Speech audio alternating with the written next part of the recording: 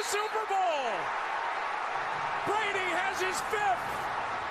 What a comeback. This one game truly redefined and defined, honestly, how the NFL would be for the rest of eternity. This one game redefined why so many fans hated the Bill Belichick, Tom Brady-led New England Patriots. This game led a new era of Falcons football. Games where they were so close to winning and yet, unfortunately, not able to keep that lead. And this also kind of defined how the NFL would eventually become. And all that stumbled from one of the greatest comebacks in NFL history. And I know that this isn't the greatest comeback in NFL history. Statistically, and in the record books, this is tied for the 7th greatest comeback in NFL history. But despite that, this happens to be the most important comeback in NFL history. And if you weren't there to watch it live or wanted to even watch the highlights of it for some particular reason, then you came to the right place because this is the Match Archive. I'm Max England. Hit the intro.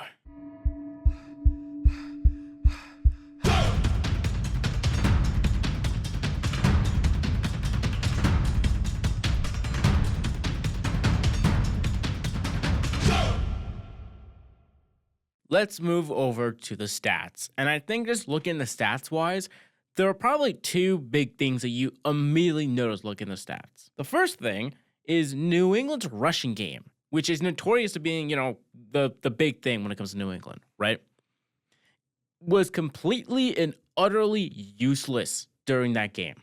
LeGarrette Blount, who led the team in rushing, by the way, had 11 carries, only had 31 yards on the ground.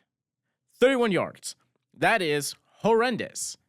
If it wasn't for James White, who, by the way, only had 29 yards on the ground off of 6 carries, if he didn't get those 2 touchdowns, he would have been completely useless. Well, run game-wise, receiving game-wise, you'll see why most people would say that he was phenomenal in this game.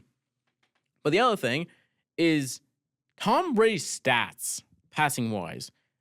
Tom Brady threw 43 complete passes for 62 passes in total for 466 yards, 2 touchdowns, 1 interception. Was sacked 5 times. That is insane. To throw over 450 passing yards is insane, right? But we also kind of have to remember 2 things, right? Despite it being such an incredible feat, this team was down 28-3, and the run game was useless. Unfortunately, Tom Brady passing for 466 yards kind of isn't impressive. I'm going to be honest. Yes, is it technically impressive? Yes, especially for one of them winning. But if we really think about it, him winning that or throwing that many passes for that many yards kind of isn't that impressive. Because if we compare that to Matt Ryan, who threw 17 for 23, 284, 2 touchdowns, 0 picks, Matt Ryan, if we're being honest here, outperformed Tom Brady. He had more passes completed. He had almost 300 passing yards. He had multiple touchdowns, the same touchdown ratio, by the way, and 1 less pick. Matt Ryan, let's be honest here, he kind of outperformed Tom Brady.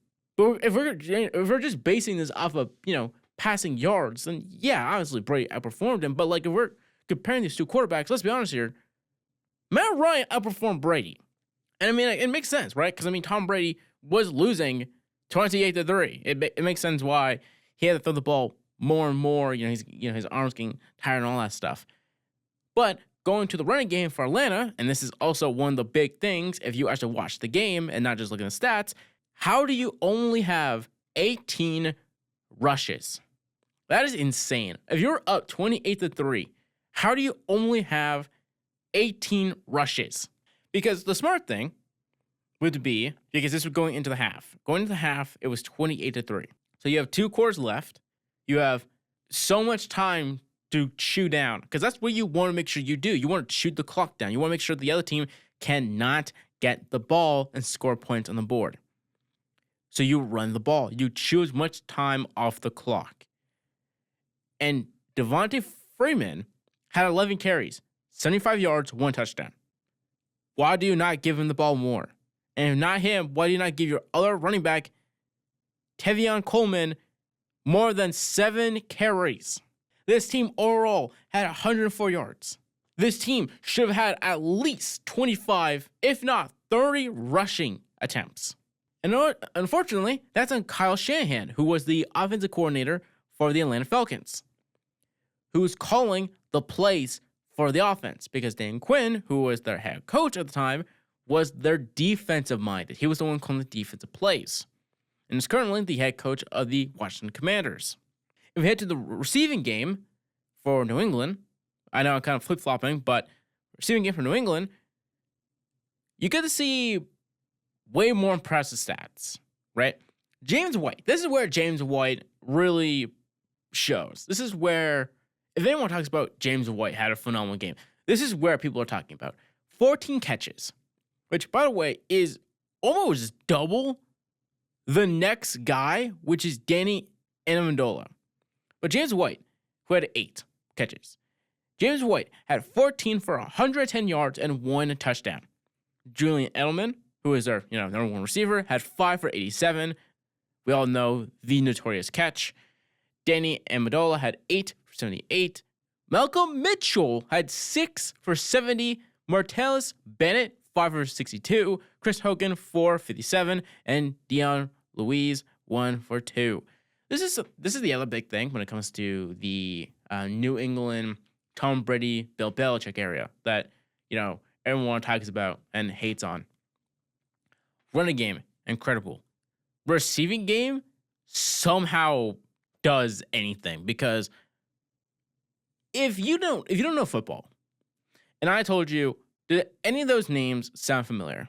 I think the only one people would genuinely be like, oh yeah, I think I know this guy, is Julian Edelman, who, if I remember correctly, was a 7th round pick who is drafted as a quarterback turned receiver.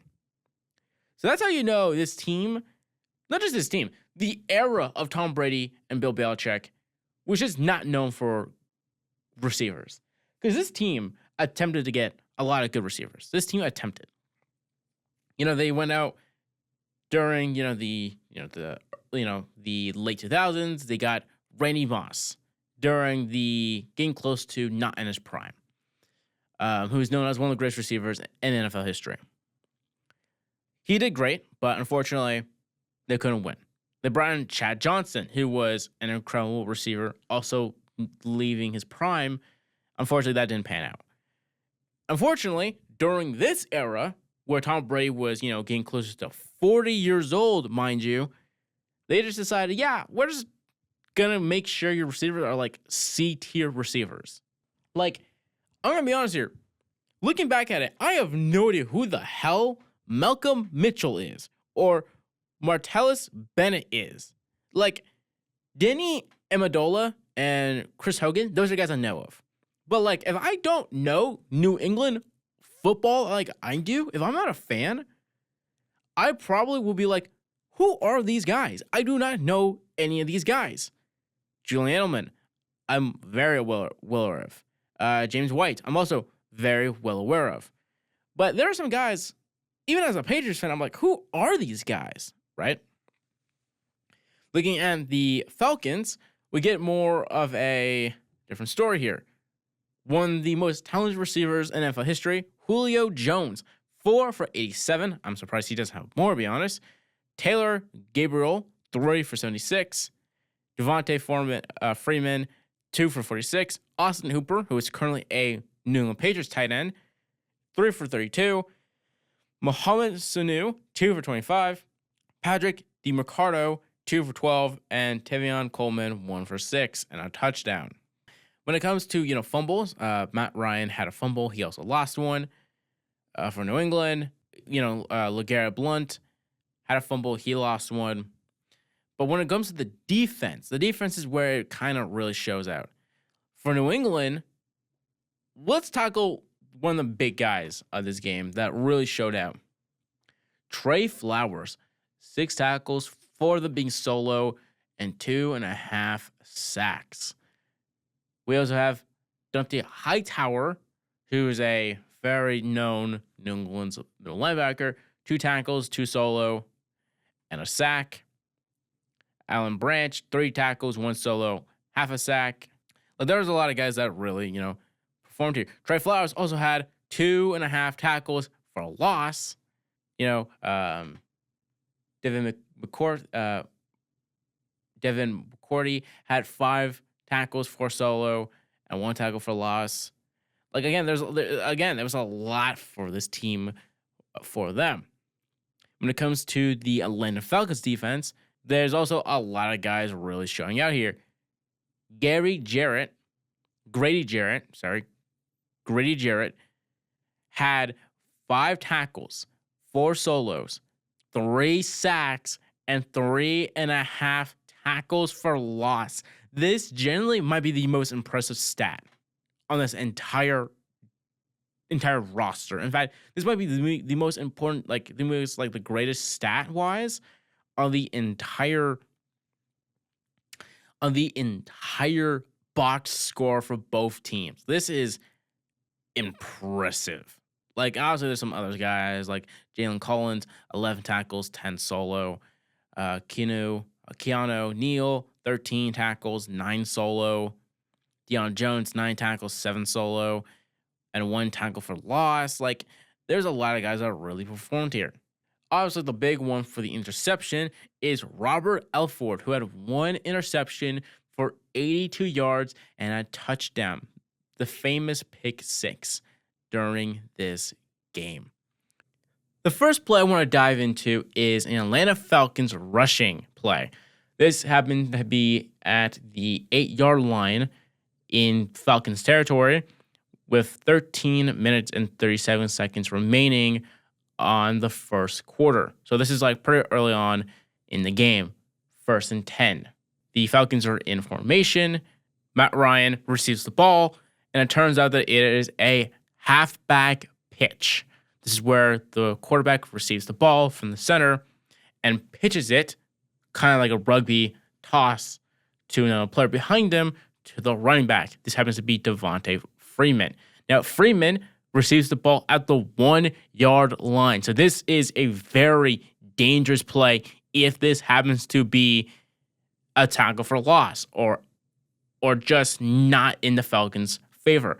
And so Freeman, with the ball, proceeds to run up and is directly behind his guard. Now, his guard, there's a big space between the guard right in front of him and the next player, who happens to be Julio Jones, blocking a player. Now, Freeman takes the ball and cuts inwards, allowing his guard to kind of do a tackle, but also kind of go for the legs. Now, Freeman's wide open for a big gain of space. And because of how great the blocking is, he's able to rush up and basically get 5 yards. However, he's now currently facing against 2 defensive players who, if they take the right angles, could easily tackle him. However, Devontae Freeman is able to just run through them because of his incredible speed and barely gets even touched by any one of them. Now, currently, Freeman is at the 18-yard line, which means this is about to be a first down. Now, in front of him happens to be a tight end, who I believe happens to be Austin Hooper. Now, Hooper is currently blocking a safety or a corner of the New England Patriots, but there is happens to be someone right next to him who's currently eyeing him right now. Freeman cuts to his right, evading the free corner that is trying to tackle him down, and Freeman passes the 30, goes all the way to the 45-yard line, getting tackled by 3 different New England Patriots players. This alone just shows the vision of Devontae Freeman. It also just shows that how crazy this game was going to be when it came to the Atlanta Falcons rushing game. Well, we would assume so. However, unfortunately, we would eventually know that the rushing game did not really do much later on. The next play I want to dive into is the Tom Brady pick 6 that occurs with 2 minutes and 36 seconds remaining of the first half. So this is the second quarter, 3rd and 6, 30 seconds remaining on the clock before they have to shoot the pass. So what happens here is that Tom Brady and the Patriots are on their on the Falcons 23. Tom Brady receives the pass in shotgun formation, which is where the running back is on your side.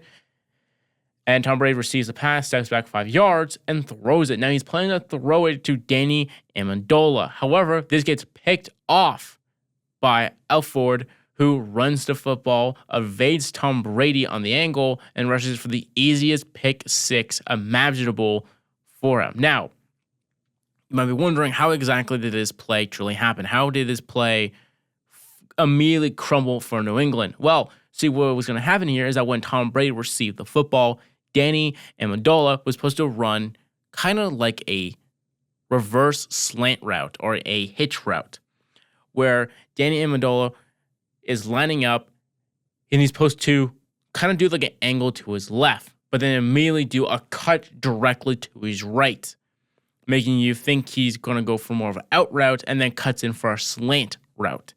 The issue is, whenever the Falcons were immediately doing the formations, it looked like it was going to be a man coverage play. For people that do not know, man coverage is when the corners, who are supposed to be defending against the wide receivers, are extremely tight on them. They follow them immediately.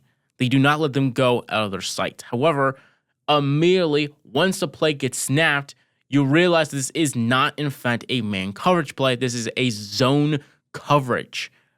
For people that do not know what zone coverage is when, instead of basically being right next to the wide receiver, making sure that, you don't leave their sight, man coverage is when you don't leave a particular zone of the field. Which basically means that, let's say, hypothetically, there were 6 hula hoops on the ground, and each single person, one of them, was standing in a hula hoop. That is your zone. You're able to be around in your zone, but you're not supposed to leave your zone. And that's exactly what zone coverage is. And so whenever the ball was snapped, Tom Brady also had pressure in his face, threw the football, thinking that Danny Amendola was going to get wide open because it was a man coverage play on the defense. Unfortunately, it wasn't. It was a zone coverage. And Robert Elford, who was wide open for this particular play, was able to just get the ball immediately in front of Danny Amendola and runs for the easiest pick six he can get in that particular moment. And of course, the final play of this episode has to be the game winner, when James White rushes in for the game-winning touchdown. It is second and goal with 11 minutes and 8 seconds remaining in overtime at the Atlanta Falcons 3-yard line. 28-28. Tied football game. Tom Brady calls a motion. Julian Edelman does a light little jog to move slightly to his left, bringing in the cornerback to also go in that direction. Tom Brady pitches the football to James White, who gets incredible blocks, mainly at this particular moment by the wide receiver. Julian Edelman cuts to his left, breaking the ankles of the closest defender. Like, he is genuinely broken his ankles. The O-lineman is blocking that guy who just got his ankles broken. So kind of a good, position-wise, it was a good block. But, and realistically, it's not. James White gets hit by a defensive corner. It's still up. He's trying to get in.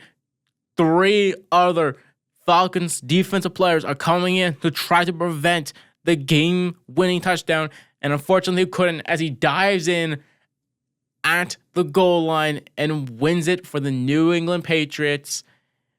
And as the play and clip I played earlier shows, New England won the Super Bowl. Tom Brady won his 5th. Unbelievable. I hope through me explaining each play, each clip, that it demonstrates why this game is one of the greatest games in NFL history. How this really would have changed things in NFL history. Matt Ryan would have won a Super Bowl, and more than likely would have won Super Bowl MVP. If not, Grady Jarrett probably would have. Tom Brady solidifying himself at that moment as the greatest quarterback in NFL history. Honestly, nowadays, everyone knows he is. But when you win his 5th, that was the moment where people genuinely had to admit that, look, Joe Montana might be their favorite quarterback, but Tom Brady is, without doubt, the greatest quarterback in NFL history, winning 5 Super Bowls.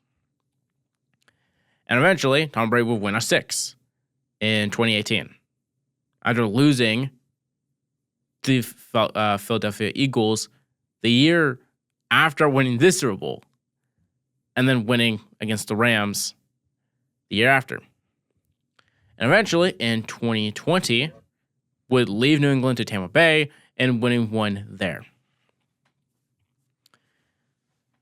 Obviously, I can't really show it or talk about it because of how much time I have left, but the Atlanta Falcons, unfortunately, would end up going in a series of choking a lot of games. Even up to today, they're still, unfortunately, doing that. And a lot of fans really do hate the New England Patriots when Tom Brady was there. Even when Tom Brady left and it was, Cam Newton or Mac Jones playing, people still didn't really like the New England Patriots. Not as much as they did when Brady was there, but people still didn't really like them. Now we get Drake May Glazers. It's funny how times have changed. Well, I hope you guys enjoyed this episode of the Match Archive. I'm Max England. I'm finally glad I was able to tackle 20th to 30 because this is one of my favorite moments in NFL history. Because I'm a Pats fan. Second Atlanta. See you guys next time.